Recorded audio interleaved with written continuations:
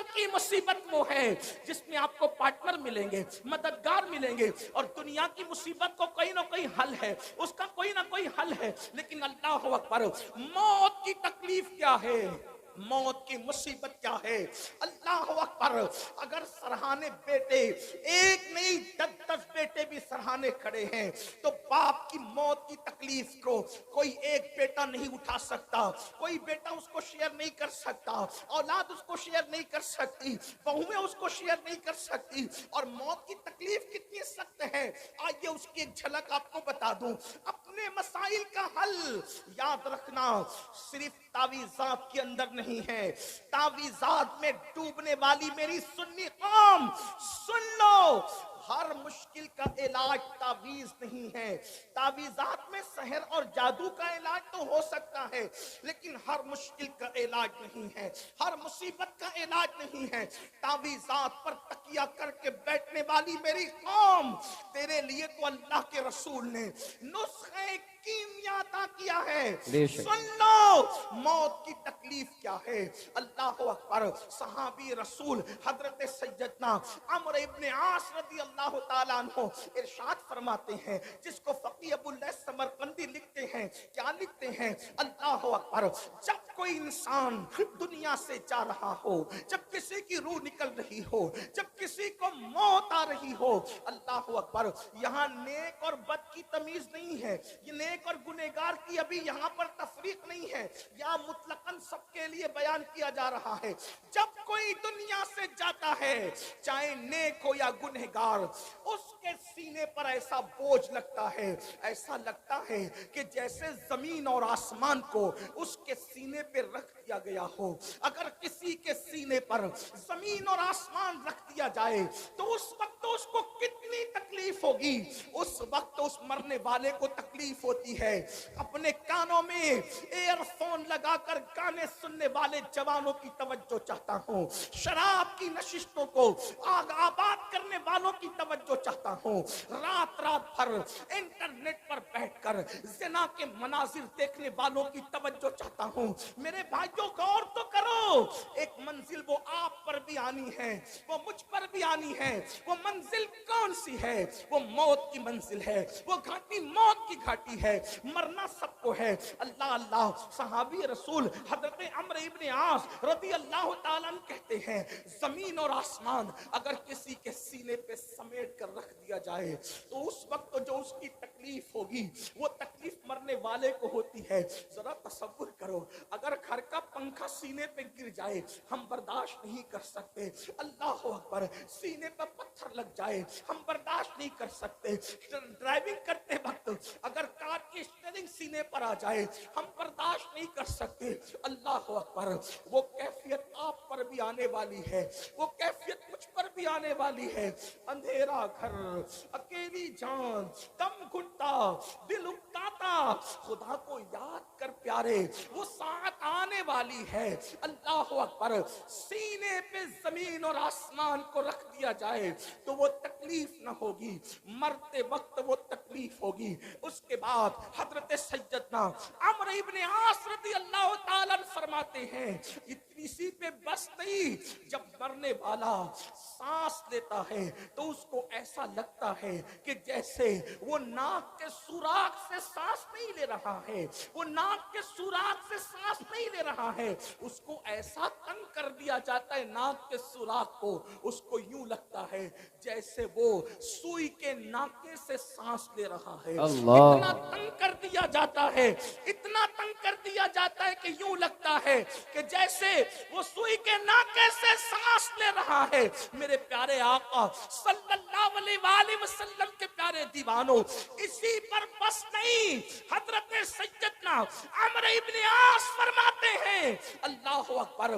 اگر کسی کے پیٹ میں ببول کا درخت اگا دیا جائے اور پھر اس کی ڈنٹھل اس کے نیچے کے مقام سے کوئی کھینچے اس طرح سے کہ اس کی رگ رگ میں ببول کا کانٹا چبا ہوا ہو اور کھینچنے والا زور سے کھینچے, تو اس وقت اس کے پیٹ کی کیفیت کیا ہوگی, اس وقت اس کی رگوں کی کیفیت کیا ہوگی، اس وقت تو اس کی شریانوں کی کیفیت کیا ہوگی۔ عمرو ابن عاص کہتے ہیں جب روح نکلتی ہے تو ایسا لگتا ہے کہ جیسے ببول کا کانٹا کا درخت پیٹ میں اگا کر کوئی نیچے سے کھینچ رہا ہے، یہ کیفیت ہوتی ہے مرنے والے کی۔ حضرت موسیٰ کلیم اللہ فرماتے ہیں زندہ بکرے کی کھال ادھیڑی جائے تو اتنی تکلیف نہیں ہوتی جتنا تکلیف مرنے والے کو ہوتی ہے۔ اللہ کے سچے نبی غیب دا فرماتے ہیں ایک انسان کو 313 تلواروں سے ایک ساتھ حملہ کر کے مارا جائے تو 313 تلواروں کی ضرب اتنا تکلیف نہیں پہنچاتی جتنی تکلیف انسان کو موت کے وقت ہوتی ہے۔ یہ موت کی تکلیف ہے اور اتنی پیاس لگتی ہے، اتنی پیاس لگتی ہے کہ اگر 7 سمندروں کا پانی منہ میں نچوڑ دیا جائے تو وہ پیاس کو کوئی بجھا نہ سکے، اور رشتہ دار چمچے چمچے سے پانی انڈیل رہے ہوتے ہیں۔ اب اس تکلیف، ایسی تکلیف کبھی دنیا میں سنی، ایسی تکلیف کبھی دنیا میں دیکھی؟ کبھی نہیں دیکھی ہوگی۔ کسی نے کتنا ستائے، کوئی کتنی تکلیف پہنچائے، کاروبار کتنا اجڑ جائے، کاروبار کو کتنی بھی تکلیف ہو جائے، کچھ نہیں، اور اس وقت تو کوئی تسلی دینے والا بھی نہیں۔ کوئی تسلی کیا دے سکتا ہے، کیونکہ کان بھی کام نہیں کر رہے ہیں، زبان بھی کام نہیں کر رہی ہے، ہاتھ پیر بھی کام نہیں کر رہے ہیں۔ اللہ کے غیب داں نبی صلی اللہ علیہ وآلہ وسلم فرماتے ہیں اگر مرنے والے کے جسم کی طاقت نہ کھینچی جائے تو وہ پاگلوں کی طرح جنگلوں میں بھاگے، اور اس کی آواز ایسے نکلے جیسے بیل کاٹنے کے بعد جیسے وہ چیختا ہے، اس کے چیخنے کی آواز تم سنو۔ لیکن اللہ کی حکمت یہ ہے کہ وہ مرنے سے پہلے اس کے ہاتھ کی، پیر کی، چلانے کی طاقتیں کھینچ لیتا ہے تاکہ وہ ہاتھ پیر کو ادھر ادھر نہ کر سکے، تڑپ نہ سکے، بے چین نہ ہو سکے۔ اگر لوگ مرنے والے کی اس موت کی کیفیت کو جان لیں تو شادیاں کرنا چھوڑ دیں، شادی شدہ بیویوں کے پاس جانا چھوڑ دیں، فرمایا اچھے کپڑے پہننا چھوڑ دیں، اچھا کھانا کھانا چھوڑ دیں، اور لوگ استغفار کرتے ہوئے جنگلوں میں پاگلوں کی طرح بھٹکتے رہیں۔ مرنے والے کو موت کے وقت جو تکلیف ہوتی ہے وہ تکلیف جانوروں کو پتا چل جائے تو تم کو گوشت کھانے نہ ملے، جانوروں کی چمڑی سے ان کی ہڈی سے ان کی چمڑی لگ جائے، جانور جو ہے وہ گوشت ختم کر دیں، یہ کیفیت ہے مرتے وقت کی۔ لیکن اب سننا مسلمانوں، میرے اسی نبی نے جس نے یہ تکلیفیں بیان کی فرماتے سورہ یاسین پڑھو، اگر تم قرآن کی تلاوت مرنے والے کے پاس کرو گے تو قرآن کی تلاوت کی برکت سے اس کی یہ سب تکلیفیں ختم ہو جائے گی، تکلیفوں میں آسانی ہو جائے گی۔ اب میں پوچھنا چاہتا ہوں جس قرآن کی برکت سے، جس قرآن کی برکت سے موت کی تکلیف آسان ہو سکتی ہے، اس قرآن کی برکت سے زندگیوں کی تکلیف کیوں آسان نہیں ہو سکتی؟ اندازہ فرمائیں۔ اور پھر اللہ اکبر، اللہ اکبر، وہاں قرآن کی تلاوت وہ خود نہیں کر رہا ہے مرنے والا، توجہ کریں، قرآن کی تلاوت وہ خود نہیں کر رہا ہے، دوسرا کرے اس کے پاس بیٹھ کر تو اس کو یوں برکتیں نصیب ہو جائے۔ جب دوسرے کی تلاوت کی برکتوں کا یہ عالم ہے، اگر انسان قرآن کی خود تلاوت کرے تو برکتوں کا عالم کیا ہو۔ قرآن کا دامن پکڑو اور قرآن پر عمل کرو، قرآن مقدس کی صرف تلاوت نہ کرو بلکہ قرآن پر عمل کرو۔ آپ یہ جو سنتے ہیں نا، قرآن کو تھامنے والی قوم، بوریا نشین قوم، وہ قوم جو عرب کی بوریا نشین تھی، وہ قوم جو نمک اور کافور میں فرق نہیں کر پاتی تھی، وہ قوم اللہ اکبر جس قوم نے غربت میں زندگی گزاری، جب ان کے پاس قرآن آیا اور انہوں نے قرآن کا دامن پکڑا تو قرآن کا دامن پکڑ کر وہ لوگ جو عرب کے بوریا نشین تھے کیسر و کسریٰ کے تاجدار بن گئے۔ کیسر و کسریٰ کے تاجدار کس نے بنایا؟ قرآن کو تھامنے نے۔ آج میں اپنی قوم کو پہلا پیغام یہ دینا چاہتا ہوں، قرآن تھام لو، قرآن پکڑ لو۔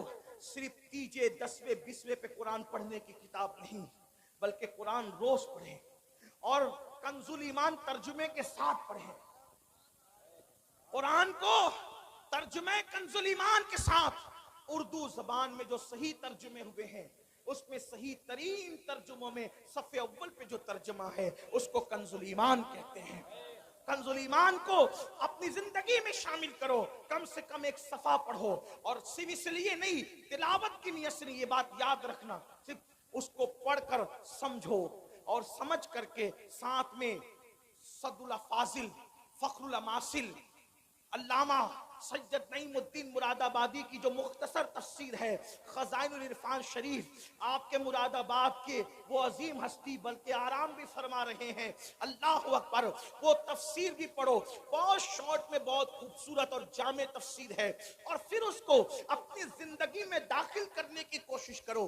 آپ سے پوچھتا ہوں، جو قرآن کی آیت لکھ کے سینے پہ لٹکا لے، جب اس کے مسائل حل ہوتے ہیں، تو جو قرآن کو اپنی زندگی میں داخل کر لیں، جو قرآن کو اپنی زندگی میں شامل کر لیں، آپ جانتے ہیں قرآن اگر پڑھو گے تو قرآن پڑھنے کی برکت سے لوگوں کا خوف دل سے نکلے گا. قرآن کی تلاوت کرو گے، زبان پر سچائی جاری ہوگی. قرآن کی تلاوت کرو گے، آپ کی شخصیت باروب بنے گی. قرآن کی تلاوت کرو گے، آپ کی شخصیت با اثر بنے گی. قرآن کی تلاوت کرو گے، آپ کی ذلتیں عزتوں میں تبدیل ہو جائے گی. قرآن کی تلاوت کرو گے، ناکامیاں کامیابیوں میں تبدیل ہو جائے گی. قرآن کی تلاوت کرو گے، دشمنوں کو اللہ تمہارے قدموں میں جھکائے گا. دشمن کتنا بھی بلند ہوگا وہ نیچے ہوگا اور تم اوپر نظر آؤ گے. قرآن پکڑ کر تو دیکھو، قرآن تھام کر تو دیکھو، قرآن کو طاق کی زینت بنانے والے، قرآن کو اپنے سینے کی زینت بنا کے دیکھ، قرآن کو طاقوں میں رکھنے والے اور جزدان میں لپیٹ کر بند کرنے والے، اس کو اپنے دل میں بند کر کے دیکھ. قرآن مقدس کو سچے دل سے تھام کے دیکھو، انشاءاللہ جب وہ دشمن مغلوب ہوگا، آپ کو غلبہ نصیب ہوگا. وقت کی حکومتیں تمہارے قدموں میں گرتی نظر آئے گی. ایک بار قرآن پکڑ کر دیکھو، قرآن تھام کے دیکھو. سب کی کتابیں پڑھنے والوں، رب کی کتاب پڑھ کے دیکھو. سب کی کتابوں پہ دل دینے والوں، رب کی کتاب کو دل دے کے دیکھو. میرے آقا فرماتے ہیں زمین پہ کھڑے رہنے والے کو آسمان کے تارے چمکتے نظر آتے ہیں، مگر آسمان والوں کو وہ گھر ستاروں کی طرح چمکتے دکھتے ہیں. جس گھر میں قرآن کی تلاوت ہوتی ہے، جس گھر میں تلاوت نہ ہو وہ گھر ویران قبرستان کی طرح ہے. قرآن کو پکڑو، اس لیے کہ قرآن ادنا کو اعلیٰ کر دیتا ہے، قرآن بلند کر دیتا ہے، قرآن عزت دیتا ہے، قرآن عروج دیتا ہے، قرآن کامیابی دیتا ہے، قرآن کامرانی دیتا ہے. اللہ اکبر، قرآن اللہ کی کتاب ہے، قرآن کلام اللہ ہے. اللہ اکبر، یہ اللہ کی نازل کردہ کتاب ہے. جس نے قرآن پڑھا اس کی زندگی سنور گئی. اور میرے آقا نے 23 سال کی قلیل مدت میں جو انقلاب برپا کیا تھا وہ قرآن کا انقلاب تھا، قرآن کی تلاوت کا انقلاب تھا، تعلیم قرآن کا انقلاب تھا. ایک روایت دل کے کانوں سے سن لے. ایک شخص ہے جن کا نام حضرت طفیل ہے، حضرت طفیل ابن عمرو دوسی ہے. اللہ اکبر، وہ مکہ المکرمہ آئے. توجہ کرنا میرے نوجوانوں، جو بوڑھے ہیں انہوں نے تو دنیا دیکھ لی ہے. اے جوانوں، اب دنیا کے چیلنجز کا مقابلہ ہمیں کرنا ہے. ہمیں قرآن تھامنا ہے، قرآن لے کر آگے بڑھنا ہے. قرآن کی طرف آؤ. اللہ کے نبی نے قرآن کی طرف بلایا، نہ عرب کی طرف بلایا، نہ عجم کی طرف بلایا، نہ سیاہی کی طرف بلایا، نہ سفیدی کی طرف بلایا. میرے آقا نے نہ خطے کی طرف بلایا، نہ قبیلے کی طرف بلایا. حضور نے قرآن کی طرف بلایا. آؤ قرآن کی طرف پلٹیں، آؤ قرآن کی طرف رجوع کریں، آؤ قرآن کی طرف توجہ کریں. اللہ اللہ، دشمن دوست کیسے ہوتے ہیں، بیگانہ اپنا کیسے ہوتا ہے. اللہ اللہ. تو طفیل ابن عمر کہتے ہیں کہ میں مکہ تجارت کے لیے آیا تھا. مکے میں ہنگامہ تھا، مکے میں طوفان تھا. کیا طوفان تھا؟ جو بھی تاجر مکے میں آتا اس کو آتے ہی مکے والے گھیر لیتے. مکے کے وہ دشمن، وہ گنڈے جو رسول اللہ کے خلاف تھے، وہ گھیر لیتے. ان میں اونچا اور بڑا نام جو ہے، اللہ اکبر، اس بدماشی میں ابو جہل کا ہے. یہ بڑا زیادہ بدتمیز تھا، اس کو اس امت کا فرعون کہا گیا. تو طفیل کہتے ہیں ابو جہل میرے پاس آیا اور آنے کے بعد کہنے لگا طفیل محمد کو تو جانتے ہو نا؟ اس نے کہا نہیں میں نے نہیں دیکھا لیکن نام سنا ہے. کہا آج کل بڑی بڑی باتیں کرتے ہیں، کہتے ہیں کہ ان پہ قرآن نازل ہوتا ہے، وہ اللہ کے نبی ہیں، اللہ کے پیغمبر ہیں. طفیل ان کے قریب نہ جانا، جو ان کے قریب جاتا ہے معاذ اللہ وہ جادوگر ہیں، ان کے جادو کا شکار ہو جاتا ہے. تو نے بھی قریب نہ جانا ورنہ تو جادو کا شکار ہو جائے گا، تو اپنے مذہب سے بدزن ہو جائے گا، تو اپنے مذہب سے دور ہو جائے گا۔ تو فیل کہتے ہیں ابو جہل نے اتنا خطرناک پروپیگنڈا کیا۔ یاد رکھنا بزدل دشمن ہمیشہ پروپیگنڈے سے کام لیتا ہے، لیکن اہل حق کو پروپیگنڈے سے کبھی گھبرانا نہیں چاہیے، بلکہ جو حق والے ہیں ان کو پروپیگنڈے کی طرف توجہ کرنے کی ضرورت نہیں۔ ہمیشہ بزدل دشمن پروپیگنڈے کا سہارا لیتا ہے۔ ہماری جماعت کے بہت بڑے مفکر کا ایک جملہ ہے، وہ فرماتے ہیں پھول پر پیرا بٹھایا جا سکتا ہے، اس کی خوشبو پہ پیرا نہیں بٹھایا جا سکتا۔ آج بھی اسلام کا بزدل دشمن غلط پروپیگنڈا کر رہا ہے، انہیں کرنے دو اور بہت کرنے دو۔ آپ قرآن کے سانچے میں ڈھل جاؤ، پھول پہ پیرا بٹھا سکتے ہیں، خوشبو پہ پیرا نہیں بٹھا سکتے۔ مسلمان جوان قرآن میں یوں ڈھل جائیں کہ